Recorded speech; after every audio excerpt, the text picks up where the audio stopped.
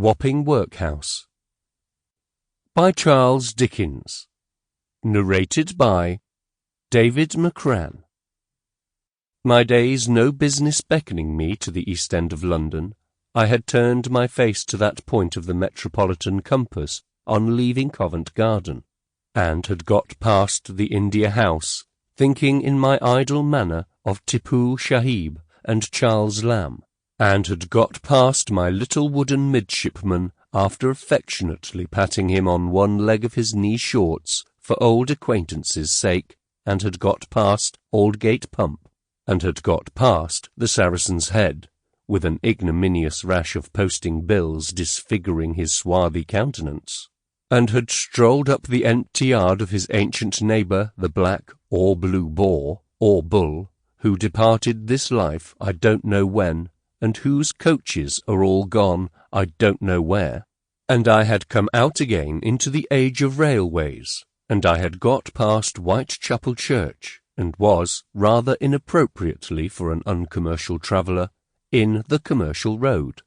pleasantly wallowing in the abundant mud of that thoroughfare, and greatly enjoying the huge piles of building belonging to the sugar refiners, the little masts and vanes in small back gardens in back streets, the neighbouring canals and docks, the India vans lumbering along their stone tramway, and the pawnbrokers' shops, where hard-up mates had pawned so many sextants and quadrants that I should have bought a few cheap if I had the least notion how to use them. I at last began to file off to the right towards Wapping.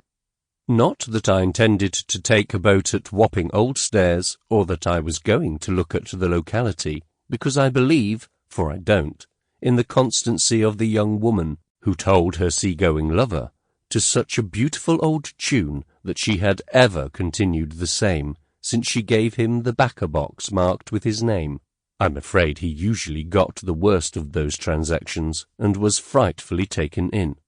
No, I was going to Wapping because an Eastern police magistrate had said, through the morning papers, that there was no classification at the Wapping Workhouse for women, and that it was a disgrace and a shame, and divers other hard names, and because I wished to see how the fact really stood.